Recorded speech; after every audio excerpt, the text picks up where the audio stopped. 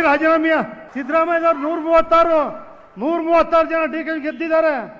ಆ ರಾಜೀನಾಮೆ ಕೊಟ್ಬಿಡಿ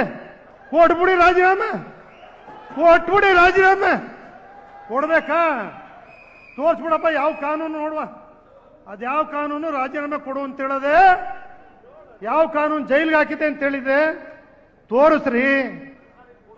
ರಾಜ್ಯದಲ್ಲಿ ಏನ್ರಿ ನೋಡ್ಬೇಕಾಗಿದೆ? ರಾಜ್ಯ ಏನ್ ನೋಡ್ಬೇಕು ಜನ? ಕರ್ನಾಟಕ ಭಾರತ ದೇಶಕ್ಕೆ ಮಾದರಿ ರಾಜ್ಯ ಇಂಥದ್ದೆಲ್ಲ ನೋಡಿಲ್ಲ.